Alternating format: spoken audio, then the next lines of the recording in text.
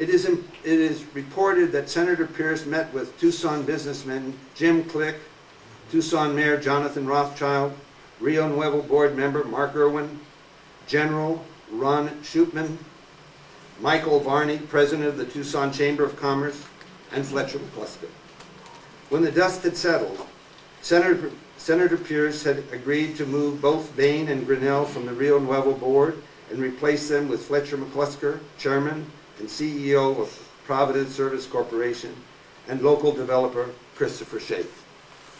Perhaps Senator Pierce didn't know that Schaaf had previously been the chairman of the Rio Nuevo Board for 8 years.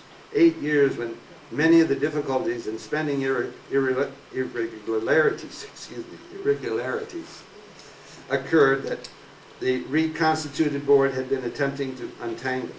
And then again, maybe Senator Pierce didn't care. The word on the street is that Senator Pierce left the meeting with added funds added to his gubernatorial war chest and another substantial amount more promised to a pro-Pierce pact. There is also word on the street that Speaker Tobin received valuable consideration for his cooperation. It is also enlightening that the Arizona Star received the removal letters for board members Bain and Grinnell before they did. In a stunning display of "don't bore me with the facts," Senator Pierce stated that he had made repeated trips to Tucson to speak to concerned citizens, but he never contacted Bain, Grinnell, or the board to hear their version of what was occurring.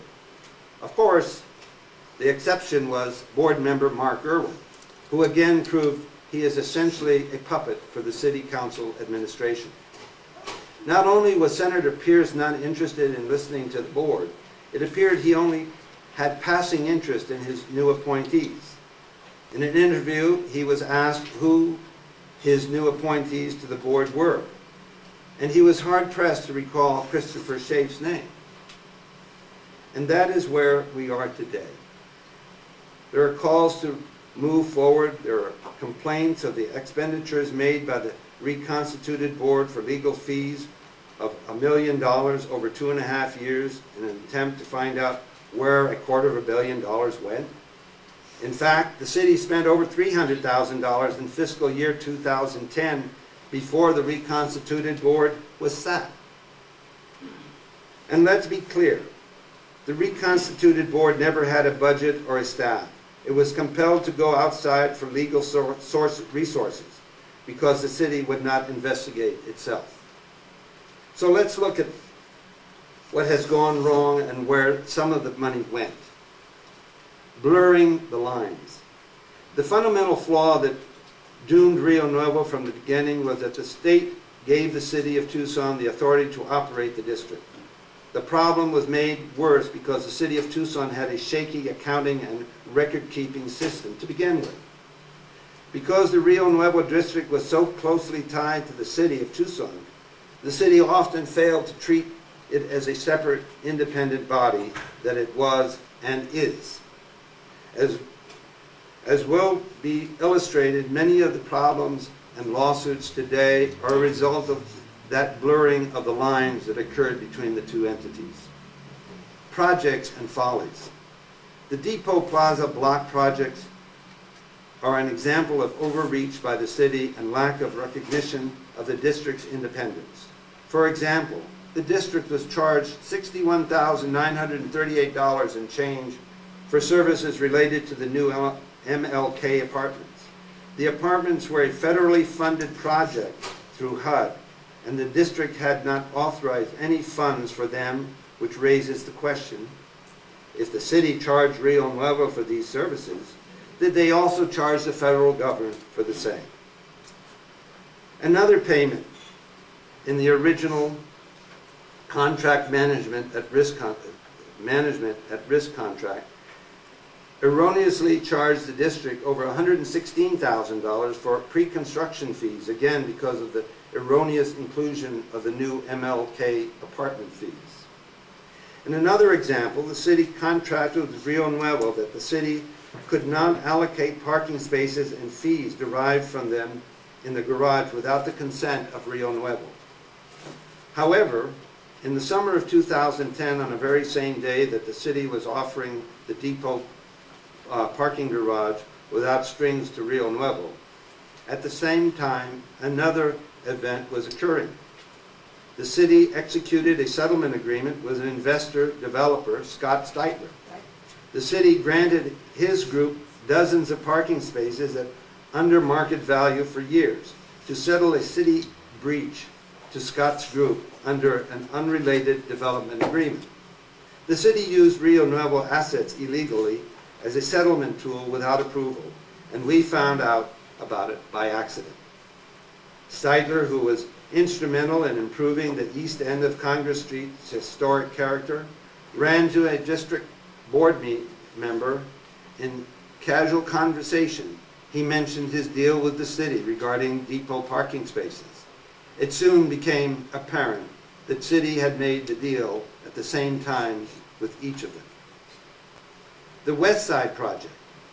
Although the forensic audit examination of select West Side projects totaling some $39 million has not yet been received, there are troubling questions that need to be answered, namely, the $39 to $72 million of Rio Nuevo funds that are simply unaccounted for and allegedly spent on the West Side.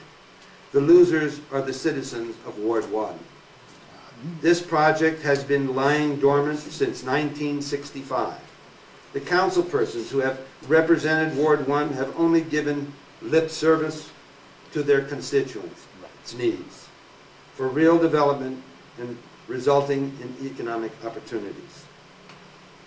The reconstituted Rio Nuevo Board has repeatedly requested from the city records for the expenditures of these millions of dollars, and as of today's date, has received no explanation.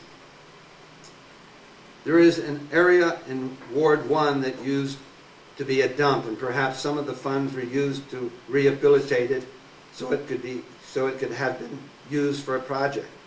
The many projects in this area may be expensive, but there is little to nothing built for at least $39 million spent. This is ridiculous. Perhaps the city of Tucson record keeping was so poor that they simply lost the money. However, only the forensic audit examination the district's ordered can answer these questions. To my knowledge, this audit is 98% completed and should be out ASAP without interruption or changes. So moved. With the major changes Mr. Chairman, in the board and make truth that a menu. motion that as soon as it's available, it be released. Well, let's find out. Let me go on, thank you. Who owns what? There has been an ongoing disagreement about what assets are owned by the district and those owned by the city of Tucson. Often the district has a financial stake in a piece of property and therefore a partial claim to that property or the right to be reimbursed if the city sells that parcel.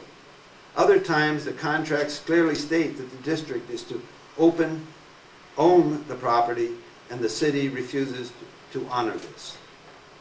As an example is the 8-acre parcel of land just east of I-10 that was to be used for the planned 12,000 plus seat arena project through 2007-ish. Sorry. The project fell through after the Rio Nuevo district had invested approximately $1.5 million in the property for acquisition, planning. Despite this, the city has moved ahead in an attempt to sell the parcel without regard to the consequences it may have on downtown development and refused to give it back to Rio Nuevo. One of the major thrusts of downtown development was to construct a hotel and convention center exhibition facility to keep the gem show in Tucson. The 8-acre arena parcel is a critical component of any future plan to realize the development of a hotel and convention center. It is clear that if a hotel and convention center is built, this parcel will be needed for parking for the gem show. However, Schwabe of Peach Properties, the city designated buyer for the property, has suggested he will use it, at least in part, to develop low-cost income housing. There is no ambiguity to the district's ownership of roughly half of what is the Tucson Convention Center, nor the lease agreement that the city of Tucson has to maintain. The district-owned parts of it. When Rio Nuevo took ownership of their portion of the TCC, it also took ownership of various adjacent land properties.